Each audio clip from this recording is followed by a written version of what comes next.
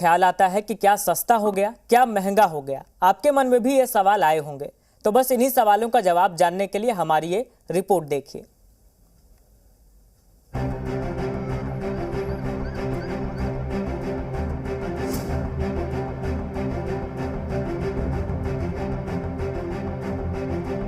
सरकार के बजट में जन सरोकार कितना?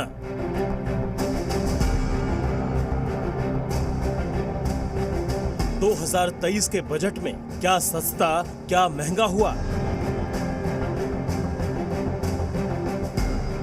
I propose to provide relief in customs duty on import of certain parts and inputs like camera lens and continue the concessional duty on lithium ion cells for batteries for another year.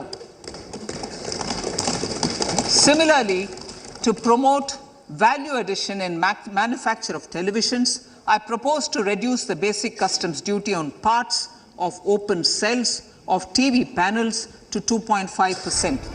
Now I come to what everyone is waiting for.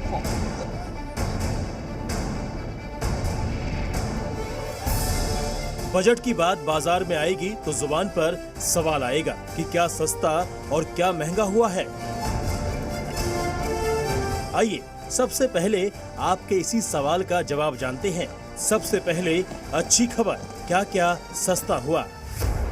तो mobile phone सस्ते होंगे, electric वाहन सस्ते होंगे, TV के दाम घटेंगे, कैमरे के लेंस सस्ते होंगे, लिथियम आयन बैटरी सस्ती होगी, पीतल के सामान सस्ते होंगे, साइकिल की कीमत भी घटेगी, बच्चों के खिलौने भी सस्ते होंगे।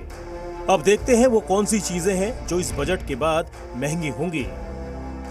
तो सोना और प्लेटिनम महंगा होगा, चांदी के सामान महंगे होंगे, किचन की इलेक्ट्रिक चिमनी महंगी होगी, सिगरेट भी महंगी होगी। सस्ती और महंगी चीजों की जानकारी तो हो गई, लेकिन वो कौन सी फैक्टर हैं जिससे कोई भी चीज सस्ती या महंगी होती है? आइए समझते हैं।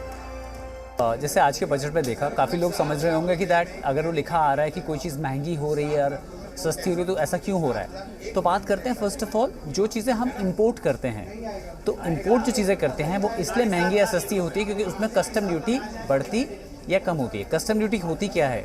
ड्यूटी जो बाहर की चीज़ें इंडिया में या किसी भी देश में आती हैं उसके ऊपर गवर्नमेंट एक ड्यूटी लगाती है कि इंडिया में बेचने के लिए या लाने के लिए आपको एक ड्यूटी प्राइस पे करना पड़ेगा। और वो ड्यूटी जिन जिन प्रोडक्ट में कम होती है वो आपकी चीज़ें सस्ती हो जाती हैं, जिन जिन प्रोडक्ट में वो बढ़ती है उसमें वो महंगी हो जाती है।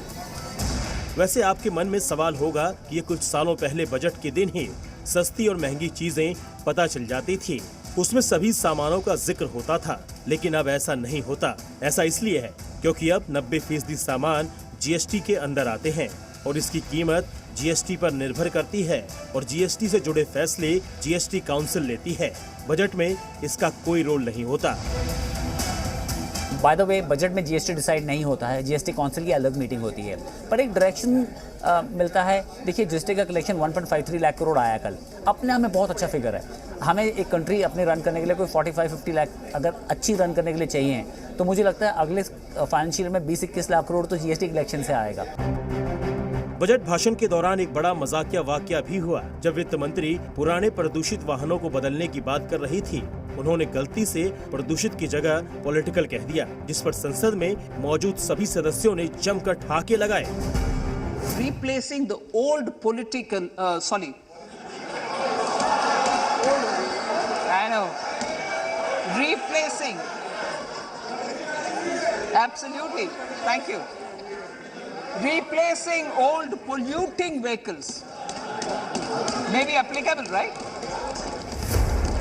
2024 से पहले इस चुनावी बजट में फिलहाल सबसे बड़ी बात यह है कि मोबाइल फोन और इलेक्ट्रिक वाहन सस्ते होंगे और सोने चांदी के गहने महंगे होंगे। Bureau report. साथियों, 2023 का बजट आपको कैसा लगा? पसंद आए तो लाइक, शेयर, सब्सक्राइब जरूर करिए। बहुत बहुत धन्यवाद।